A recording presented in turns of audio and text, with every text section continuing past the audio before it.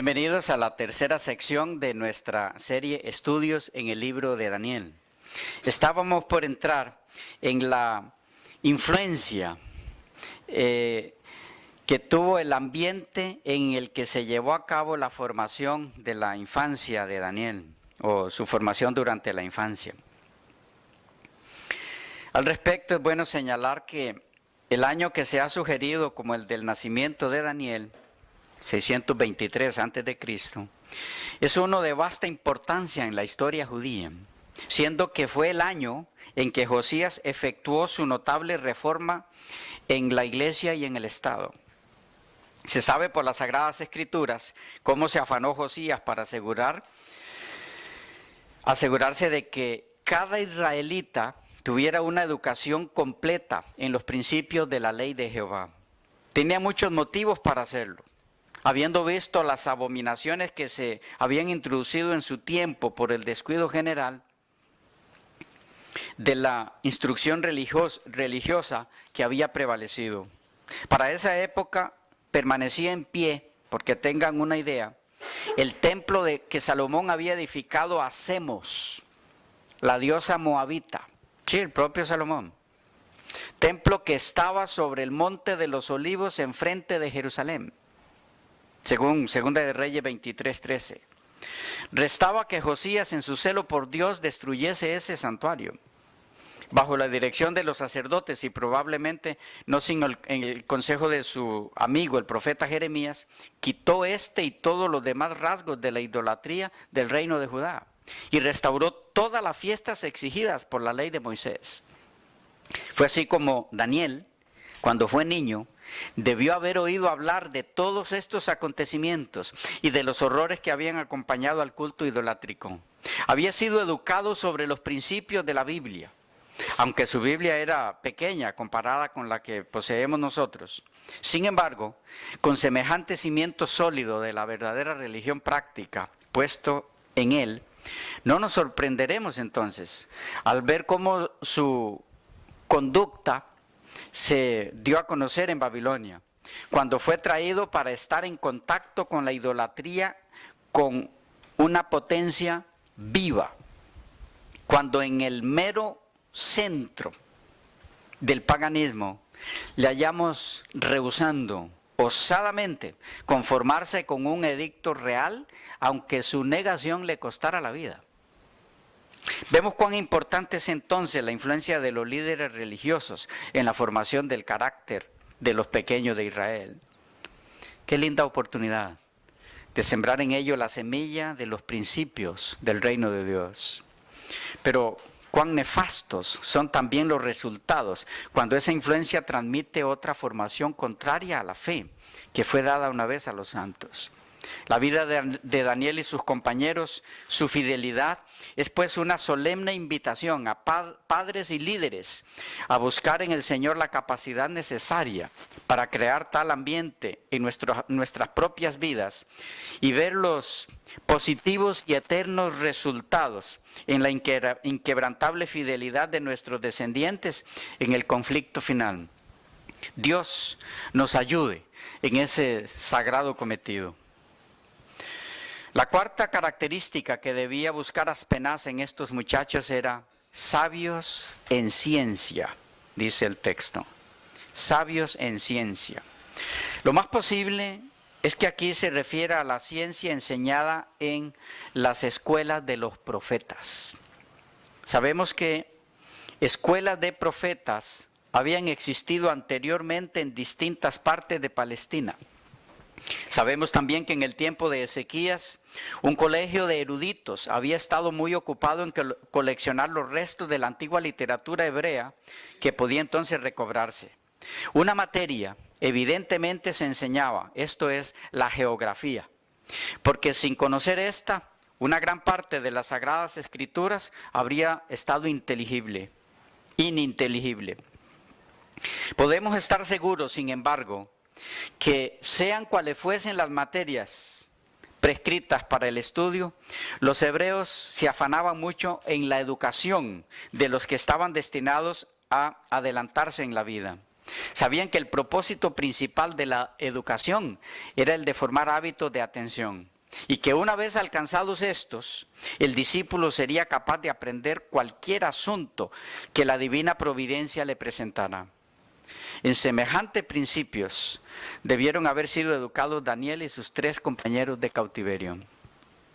¿Cuáles eran las ciencias en las que fueron instruidos Daniel y sus compañeros desde su más tierna edad en las escuelas de los profetas, que tuvieron tan efectiva repercusión en la vida futura de estos jóvenes?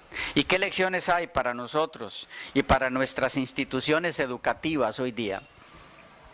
Bueno, mediante el establecimiento de las escuelas de los profetas, se tomaron medidas adicionales para la educación de la juventud. Si un joven deseaba escudriñar más profundamente las verdades de la palabra de Dios y buscar sabiduría de lo alto, a fin de llegar a ser maestro en Israel, las puertas de estas escuelas estaban abiertas para él. Las escuelas de los profetas fueron fundadas por Samuel para servir de barrera contra la corrupción generalizada, para cuidar del bienestar moral y espiritual de la juventud y para fomentar la prosperidad futura de la nación, supliéndoles hombres capacitados para obtener el temor de Dios, tenerlo en su corazón, y para que fueran jefes y consejeros. Con el fin de lograr este objetivo, Samuel reunió compañías de jóvenes piadosos, inteligentes y estudiosos. A estos jóvenes se los llamaba hijos de los profetas. Mientras tenían comunión con Dios y estudiaban su palabra y sus obras, se iba agregando sabiduría del cielo y así dones naturales. Los maestros eran hombres que no solo conocían la verdad divina, sino que habían gozado ellos mismos de la comunión con Dios. Habían recibido los dones especiales de su espíritu. Gozaban del respeto y la confianza del pueblo, tanto por su saber como por su piedad.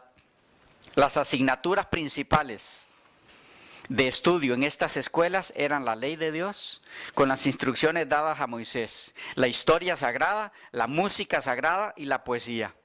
Los métodos de enseñanza eran distintos de los que se usan en los seminarios teológicos actuales, en tiempos de Elena de White, que escribió esto.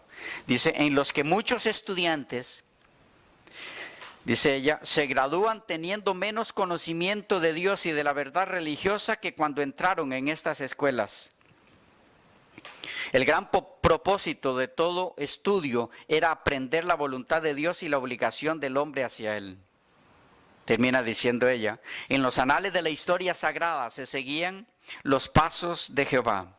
Se recalcaban las grandes verdades presentadas por los símbolos o figuras, y la fe trataba el objeto central de todo aquel sistema, o trababa el objeto central de todo aquel sistema, el Cordero de Dios que había de quitar el pecado del mundo.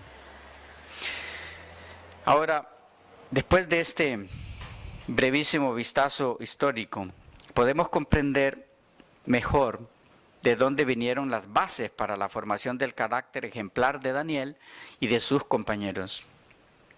Me pregunto si no sería ya desde su estadía en estas escuelas, donde Daniel y sus compañeros recibieron, en este caso él, el don de profecía. Pienso en esa posibilidad, ya que en ellas algunas veces el Espíritu de Dios se manifestaba en profecía y en cantos sagrados. Cuántas lecciones maravillosas para nosotros de las características de estos muchachos y de las causas de estas características. Pero aún se dan 2 características más de ellos. Una, de buen entendimiento. Y 2, idóneos para estar en el palacio del rey. La primera de estas 2 últimas hace alusión indudablemente a su facilidad para aprender y asimilar con peculiar sabiduría y con profundo discernimiento todo conocimiento con el que fueran enfrentados. La segunda apunta hacia el ambicioso interés del rey de rodearse de personas inteligentes y que seguramente, pensaba él, podría utilizar dicha inteligencia hacia la promoción de sus propias creencias idolátricas en su reino. haciendo uso futuro de la capacidad de estos jóvenes marcadamente dotados de una inteligencia superior. Pero en este propósito el rey sería chasqueado, puesto que se les había enseñado que Dios los tendría por responsables de sus facultades y que no debían atrofiarlas ni debilitarlas. Esta educación fue para Daniel y sus compañeros un medio de preservación entre las influencias desmoralizadoras de la corte babilónica. Intensas eran las tentaciones que rodeaban en aquella corte corrompida y lujuriosa, pero no se contaminaron. Ningún poder ni influencia podía apartarlos de los principios que habían aprendido temprano en la vida por un estudio de la palabra y de las obras de Dios. Cuán importante es la formación que recibieron desde pequeños. El versículo 4 concluye así: y que les enseñasen las letras y la lengua de los caldeos. Textualmente dice, y para enseñarles literatura y lengua de caldeos. Debe deducirse que las letras y la lengua de los caldeos incluían una educación a fondo en el idioma clásico y la escritura del país. Estos jóvenes de la corte de Jerusalén tenían que estar afirmados en su conocimiento de Yahweh para poder estudiar esta literatura de forma objetiva, sin permitir que minara su fe. Era evidente que el trabajo de Jeremías, Sofonías y Habacuc no había sido en vano. ¿Qué materias estudió Daniel en la Universidad Babilónica? Bueno, la especialidad de esta universidad eran las matemáticas. En cuanto a su manejo de la astronomía, ya en el tiempo de Daniel los babilonios registraban eclipses desde el año 747 a.C. y a veces los predecían, y sus registros eran tan exactos que hoy siguen siendo de gran valor para los astrónomos y los arqueólogos. En lo referente a la arquitectura, sus arquitectos empleaban los arcos hechos con ladrillos, muy valiosos para la construcción de edificios públicos, mansiones y puentes, en una tierra en la que abundaba la arcilla, pero que no disponían fácilmente ni de piedra ni de hierro. En el área comercial gustaban de facturas o recibos, las boletas de compra-venta, las letras de cambio, las cartas de crédito, un sistema de cheques, y sabían aplicar interés compuesto. Respecto a la lengua de los caldeos, incluía acadio, que era el idioma nacional de Babilonia, sumerio, el idioma de la tradición y la religión, y arameo, el idioma del comercio y la diplomacia internacionales. Hasta aquí no había mayor problema para Daniel y sus compañeros en compenetrarse en estas ciencias, pero desde un ángulo más tenebroso, los babilonios estudiaban el arte de adivinar, la magia, una forma de astrología y la mitología pagana. Fue aquí donde los fundamentos de su fe en sus más tempranos años fueron probados y soportaron victoriosos todo el huracanado vendaval de la influencia de estas creencias paganas. Salieron victoriosos por la formación que recibieron en su infancia. Y esto nos lleva al versículo 5. ¿Cómo estamos de tiempo? Bien. Dice así: y le señaló el rey ración para cada día de la provisión de la comida del rey y del vino que él bebía, y que los crease 3 años, para que al fin de ellos se presentasen delante del rey. Y les señaló el rey. Debido a que estos muchachos se habían convertido ahora en alumnos en la escuela de la corte de Babilonia, sus raciones provendrían ni más ni menos que de la casa real. Al parecer, esta costumbre también se seguía en el último período persa, del cual tenemos mayor número de registros de la época que del período neobabilónico. El texto dice ración para cada día de la provisión de la comida del rey y del vino que él bebía. El término aquí para comida del rey, mejor traducido, es manjares del rey.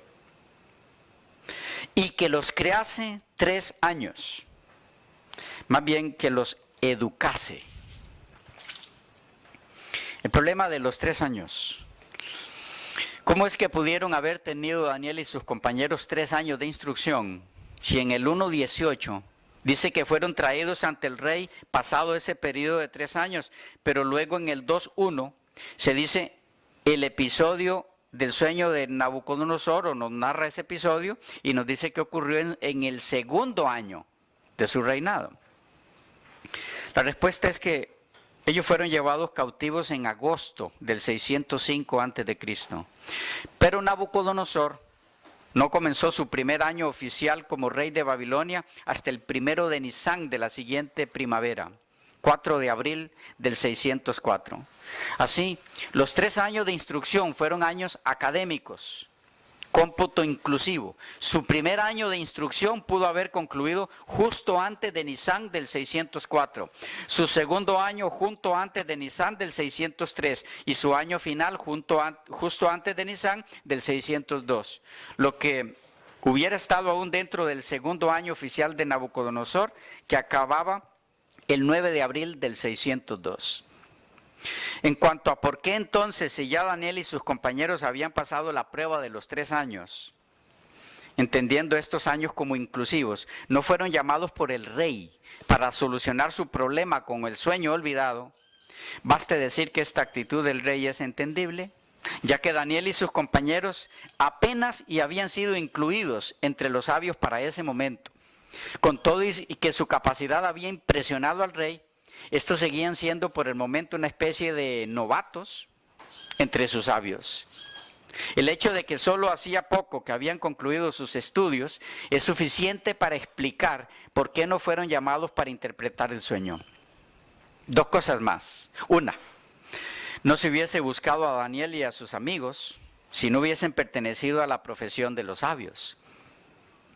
2, el hecho de que no fueron llamados para interpretar el sueño olvidado del rey, del capítulo 2, no estará indicando más bien, contrario a lo que algunos críticos modernos sugieren, que la educación de Daniel y sus amigos en Babilonia no incluyó cursos de encantamiento y adivinación. Compartimos con Elena de White que fue poco después que Daniel y sus compañeros entraron en el servicio del rey de Babilonia, cuando Nabucodonosor tuvo un sueño notable. Y avanzamos al versículo 6. Dice, entre estos estaban Daniel, Ananías, Misael y Azarías, de los hijos de Judá. Entre estos, dice el texto. Entre estos. Esta expresión indica que Daniel y sus 3 compañeros no fueron los únicos seleccionados para recibir la instrucción asignada. Había otros con ellos, pero el registro bíblico no da más información sobre estos otros. Posiblemente estemos aquí ante una gran lección, a saber que no todos mostraban las virtudes de un carácter fundamentado en los principios de la palabra de Dios. Y por eso el profeta no los incluyó en su registro, o por lo menos no nos narra el desenlace de sus vidas. Es notable que tampoco se mencione nada sobre estos otros en ocasión de la adoración a la imagen en la llanura de Dura. ¿Por qué habrá sido? ¿Dónde estaban? No hay forma de saberlo. Dios así lo dispuso. Pasemos entonces a los nombres de estos 4 nobles muchachos. El primero de ellos, Daniel, del hebreo Daniel, que significa Dios es mi juez o Dios es juez. Daniel era un nombre común en el mundo semita. Hubo otros personajes con ese nombre. Un hijo de David, Primera de Crónicas 3, y un sacerdote en tiempo de Nehemías, Esdras 8:2 y Nehemías 10:6. El segundo de estos 3 jóvenes llevaba por nombre Ananías, del hebreo Ananías, que significa Jehová ha sido misericordioso. También era un nombre común entre los hebreos. se usó por lo menos para 14 individuos diferentes en el Antiguo Testamento. El tercero de los jóvenes era llamado Misael, que probablemente signifique ¿quién pertenece a Dios? Una pregunta. Otro posible significado es ¿quién es como Dios? De igual forma que los anteriores, el nombre corresponde con varios personajes bíblicos, tanto antes como después del destierro, como podemos ver en Éxodo 6:22, Nehemías 8:4. Del hebreo Misael. Y el cuarto muchacho llevaba por nombre Azarías, cuyo significado es Yahweh ayuda, del hebreo Casariah. Y pasamos al 7, versículo 7. A estos, el jefe de los eunucos puso nombres. Puso a Daniel, Belsasar, a Ananías, Sadrac, a Misael, Mesac, y a Azarías, Abednego. Hablemos un poco del cambio de los nombres. Daniel por Belsasar. De muchos intentos de significados a este nombre, Belsasar, la mejor identificación parece ser aún aquella dada por Delitzsch, que toma este nombre como abreviatura de Bel Balatsu Usur. Bel proteja su vida, la del rey. Ananías por Sadrac. No tiene ningún significado en la lengua de los babilonios. Posiblemente signifique revolución del sol, o inspirado o iluminado por el dios sol. Misael por Mesac, cuyo significado ha sido difícil de encontrar.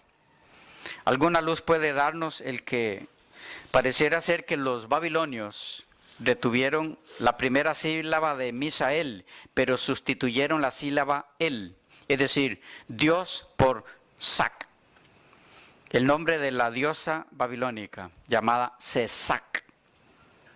En el texto hebreo de Jeremías 25:26 y 51:41, traducida por Babilonia, del término Sesac, que era una forma abreviada de un nombre tardío de Babilonia, el cual en acadio era Sexcu. Y Azarías por Abednego, que significa siervo del fuego resplandeciente, o siervo del resplandeciente, o Nabú, nombre que se encuentra en un papiro arameo hallado en Egipto. Algunas notas respecto al cambio de los nombres de los 4 jóvenes hebreos. En primer lugar, algunos han visto aquí una falla por parte de los jóvenes hebreos en permitir que se los llamara con nombres babilonios, cuyos significados apuntaban hacia el servicio a dioses paganos, ya que había un precedente en este asunto por parte de David, quien pactó no tomar los nombres de otros dioses en sus labios, según Salmo 16:4. Se multiplicarán los dolores de aquellos que sirven diligentes a otro Dios. No ofreceré yo libaciones de sangre, ni en mis labios tomaré sus nombres, dice el texto. ¿Qué quiere decir esta situación? ¿Qué decir de ello? De que ellos permitieran que se les cambiaran los nombres. Bueno, 3 cosas. 1, ellos no estaban en capacidad de aceptar o no aceptar cómo se los llamara. Eran esclavos. 2, David no había prometido que no pronunciaría los nombres de otros dioses.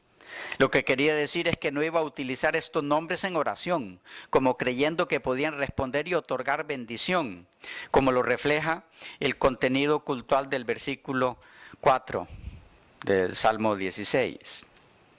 3, los nombres de las divinidades paganas son frecuentemente mencionados por los redactores de las Escrituras, pero siempre con menosprecio. El mismo hecho de que Daniel escribiera estos nuevos nombres en su propio libro, aun cuando incorporar a los nombres de las divinidades babilónicas muestra que no era supersticioso acerca de este asunto. Con todo y esto, es interesante observar que sus nombres hebreos siguen siendo utilizados otras 2 veces en este capítulo. Los versículos 8, 9, 11, 19 y 21. Y también en 2:17. El nombre babilónico de Daniel, Belsasar, no puede aparecer o no vuelve a aparecer hasta el capítulo 4. En los versículos 8 y 9 y 18 y 19. Y el capítulo 5.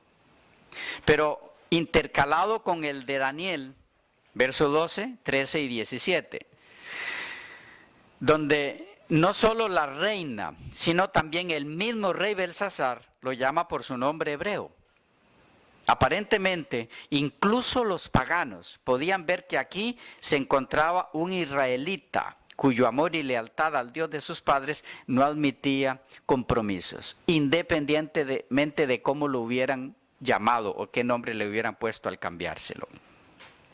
Y en segundo lugar, en lo que atañe al cambio de los nombres para estos muchachos por disposición del rey, valga decir que el rey no obligó a los jóvenes hebreos a que renunciasen a su fe para hacerse idólatras, sino que esperaba obtener esto gradualmente, dándoles nombres que expresaban sentimientos de idolatría, poniéndolos en trato íntimo con costumbres idólatras, y bajo la influencia de ritos seductores del culto pagano, esperaba inducirlos a renunciar a la religión de su nación y a participar en el culto babilónico.